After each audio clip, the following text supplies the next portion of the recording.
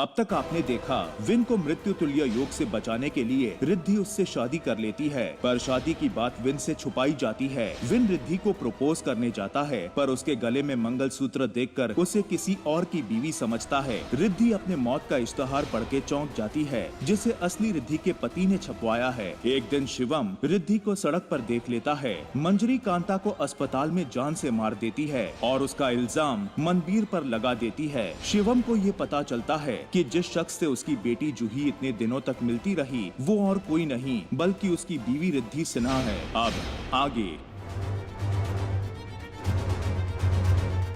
ये तो बिल्कुल मेरी रिद्धि की तरह दिखती है, हूबहू उसकी तरह। ठीक हो गया। अच्छी, जब आपके पैर पे चोट लगी है तो आप इस तरह भाग के क्यों आए? अरे मिस्टी, समझा करो ना। जब मैं आपको देखती हूँ तो मन करता है भाग के और आपको जोर से हगी दूं। अच्छा जी, तो ठीक है, आप अपनी मिष्टी को जोर से हक करना आज, वो भी 2 बार। 2 बार क्यों? क्योंकि आने वाले 2 दिन मिष्टी आपको नहीं मिलने वाली है। क्यों? जूही की मिष्टी जूही को क्यों नहीं मिल पाएगी? अच्छा, एक मिनट, मुझे पता है आपको कौन सा काम है। आपका विनकुंदा से काम होगा, इसलिए बिजी।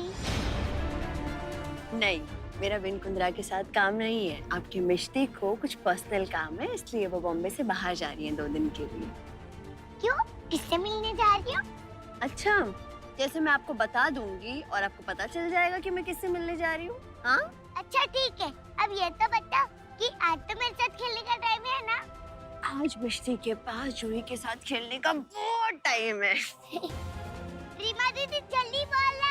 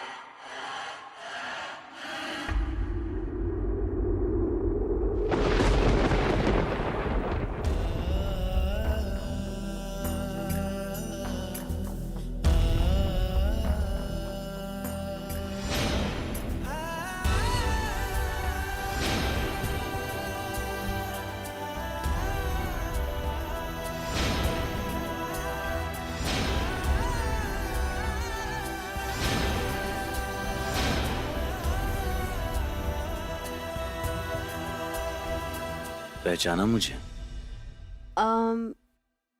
हाँ, मैं आपको जानती हूँ। शुक्र है तुम मुझे जानती तो हो। आपको कैसे नहीं जानूंगी? आप वही है ना, मेट्रो मूवीज के लीगल एडवाइजर जो विंसर की 3 फिल्म्स के कॉन्ट्रैक्ट पे काम कर रहे हैं? हाय, माई सेल्फ रिद्धि सिन्हा।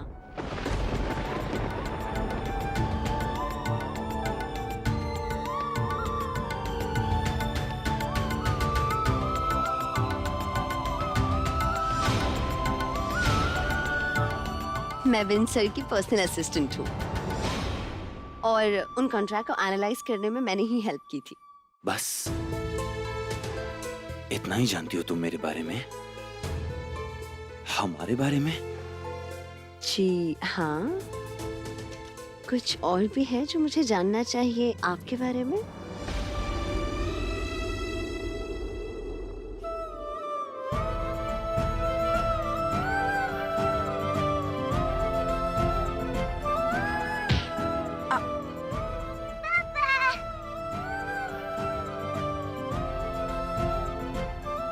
आप मिस्टी से मिल रहे हो ना? आप जूही के पापा हैं? हाँ मिस्टी, ये है मेरे डार्लिंग पापा। माय गॉड, सोचो तो दुनिया कितनी छोटी है और सोचो तो कितनी बड़ी। एक तरफ आप मेरे बॉस के लीगल एडवाइजर हैं और दूसरी तरफ मेरे बेस्ट फ्रेंड के पापा। देखिए ना किस तरह हमारा रिश्ता जुड़ गया। और नहीं तो क्या, मैं भी अपनी मिस्टी से जुड़ गई हूँ। पता है क्यों? क्यों? क्योंकि आप बिल्कुल मेरी मम्मा की तरह दिखती हो। है ना पापा? सही कहा ना मैंने? आपका मतलब है मैं आपकी मम्मी की तरह दिखती हूँ? रुक जाओ मिस्टी, मैं तुम्हें दिखाती हूँ। पापा अपना वायलेट दो।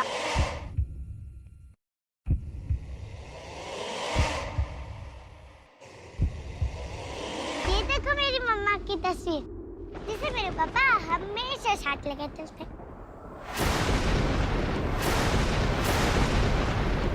बस आपके बाल लॉन्ग लॉन्ग है, मेरी मम्मी के बाल छोटे छोटे।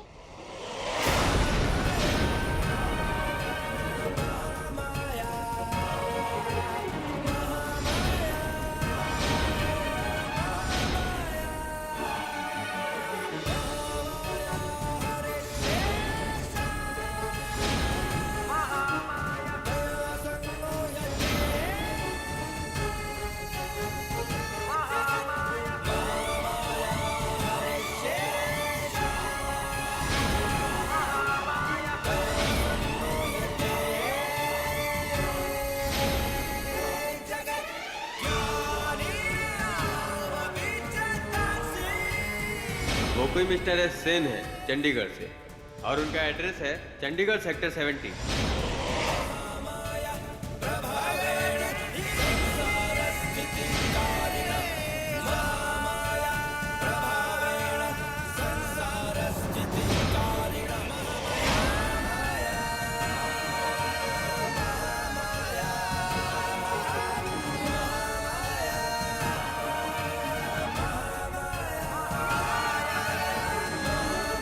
पापा, तो यही है वो एस सेन, मतलब शिवम सेन, यही इंसान है जिसने रिद्धि का वो शोक संदेश न्यूज़पेपर में डलवाया था और इसी इंसान से मैं मिलने के लिए चंडीगढ़ जाने वाली थी।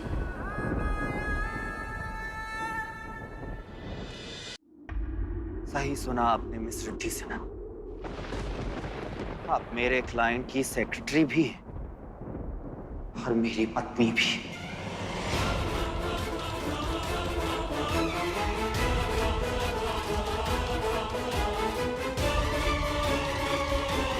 अरे मिस्टी, रुको मिस्टी।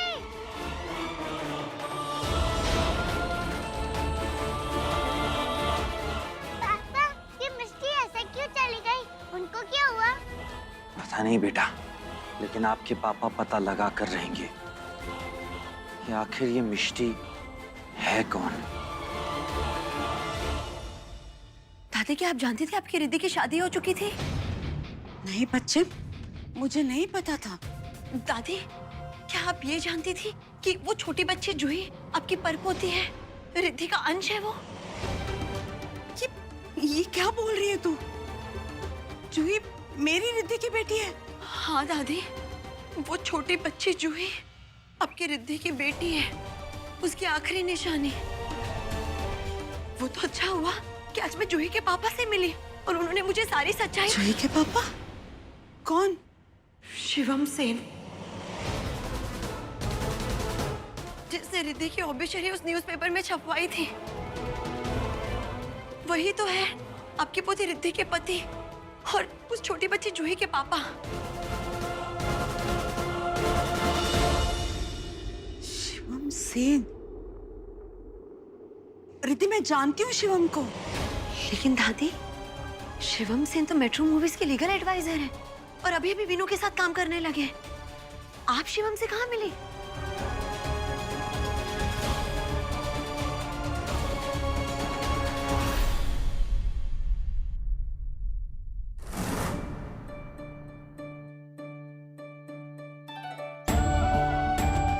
काश मैं अभी तुमसे कह पाता कि मैं तुमसे कितना प्यार करता हूं रिद्धि। काश तुम हमेशा हमेशा के लिए मेरी हो पाती।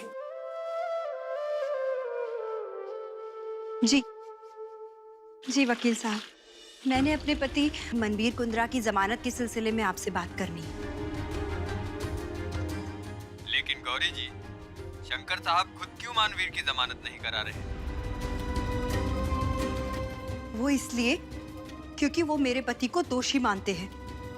खैर, आप वो सब छोड़िए, आप सिर्फ मुझे इतना बताइए कि आप मेरे पति की जमानत करा सकते हैं या नहीं।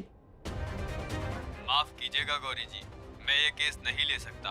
अब शंकर कुंद्रा से पंगे लेने की मेरी औकात नहीं है। अरे लेकिन वकील साहब, आप मेरी बात तो सुनिए। कब तक इस बात का शोक मनाता रहूंगा कि तुम्हें मुझसे प्यार नहीं है रिद्धि। इस जिंदगी में प्यार के अलावा और भी बहुत गम है। ये रिद्धि सिन्हा नहीं है तो कौन है? इसका जवाब तो उसकी दादी ही दे सकती है, डॉक्टर प्रतिमा। माँ,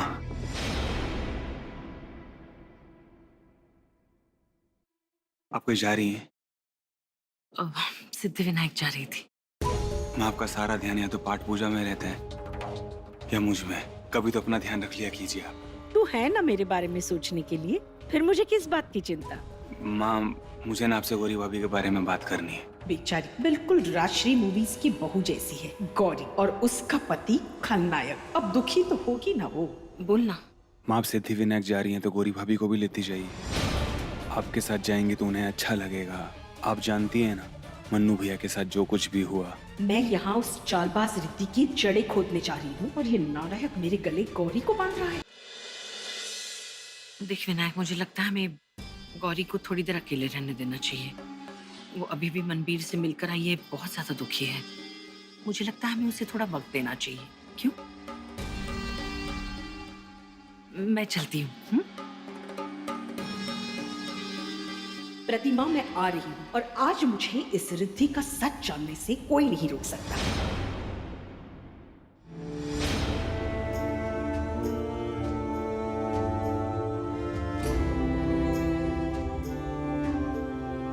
गौरी भाभी, मैं जानता हूँ इस वक्त आप पे क्या बीत रही है।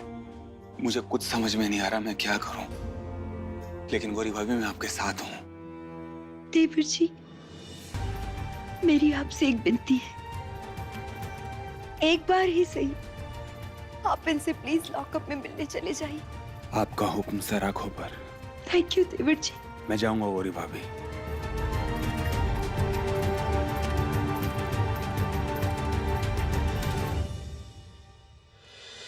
दादी, प्लीज बताइए ना, आप शिवम को कैसे जानती हैं? मेरी रिद्धि पूना के कॉलेज में पढ़ती थी, वहीं उसे ये शिवम मिला, गैर जिम्मेदार लड़का। देखते ही देखते दोनों में प्यार हो गया। वो लड़का मुझे बिल्कुल पसंद नहीं था और इसीलिए मैंने इस रिश्ते के लिए मंजूरी नहीं दी। पर मेरी रिद्धि ने उसे चुना और मुझसे सारे नाते तोड़ दिए। फिर कई साल बाद उसका मुझे फोन आया था कि दादी मैं आपसे मिलने आ रही हूँ। मैं भी सब कुछ भूलकर उसे मिलने के लिए तैयार हो गई। पर रास्ते में ही मेरी रिद्धि का एक्सीडेंट हो गया और मैंने उसे हमेशा के लिए खो दिया। मेरी रिद्धि का अंश मेरे सामने था और मैं उसे पहचान भी नहीं पाई। और ये बात आपको कभी पता चलनी भी नहीं चाहिए थी।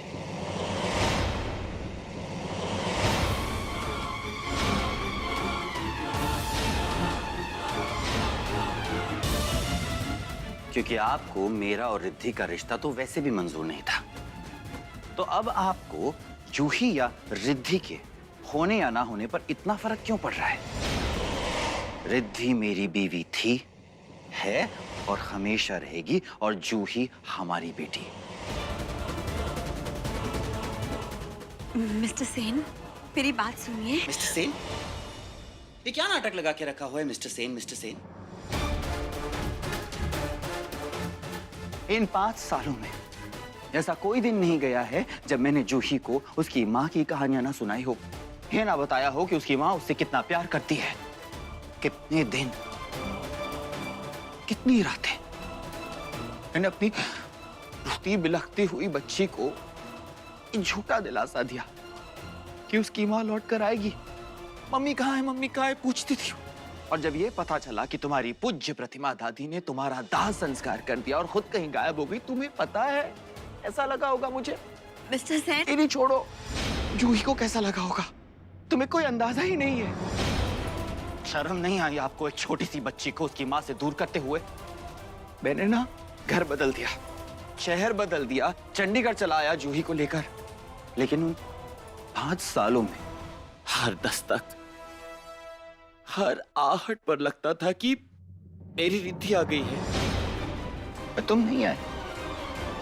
या फिर यूं कहूं कि इन्होंने तुम्हें आने नहीं दिया। और तो और, आज 5 सालों बाद जब तुम मुझे पहली बार मिलती हो तो एक फिल्म स्टार की पर्सनल असिस्टेंट की तरह तुमने मुझे पहचानने से इनकार कर दिया। अरे मुझे छोड़ो, तुमने मुझे पहचानने से इनकार कर दिया, मुझे कोई बुरा नहीं लगा, लेकिन तुमने जूही को पहचानने से इनकार कर दिया, उस छोटी सी बच्ची को जिसकी तुम माँ हो। क्यों किया तुमने मेरे साथ ऐसा? क्यों नहीं बताया तुमने कि तुम जिंदा हो? कम से कम हम तुम्हारी याद में आंसू तो नहीं बहाते।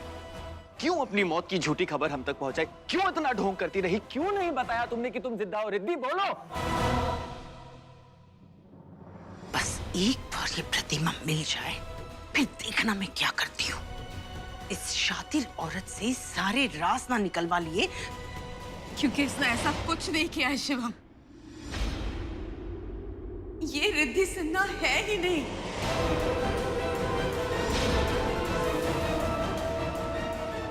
मेरी रिद्धि तो 5 साल पहले मर चुकी है। कुछ 1.5 साल पहले मुझे ये मिली थी, पूरी तरह से जल चुकी थी। उसका चेहरा पहचानने लायक नहीं था। मैंने इसकी मदद की और मैंने इसे अपने रिद्धि का चेहरा दिया।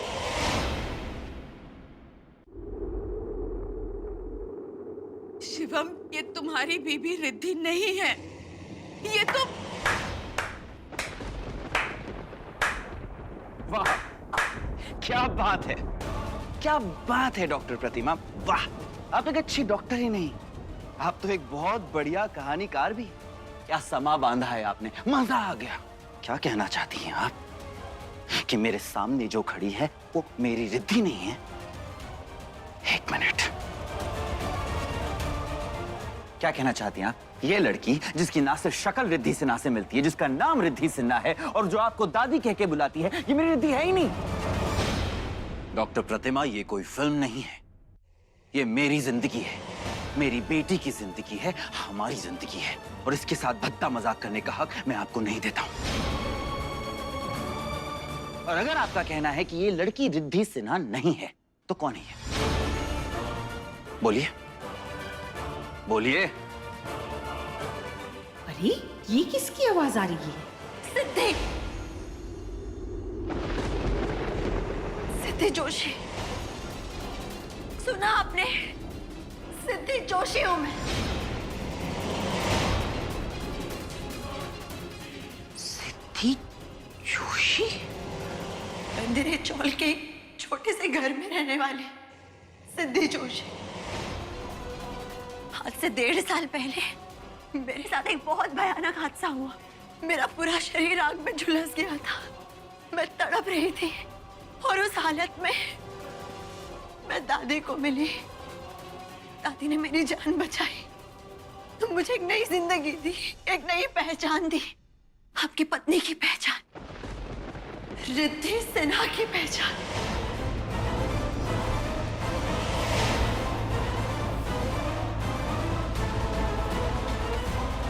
ये लड़की जिसे अब तक मैं रिद्धि सिन्हा समझ रही थी, वो तो सिद्धि जोशी निकली।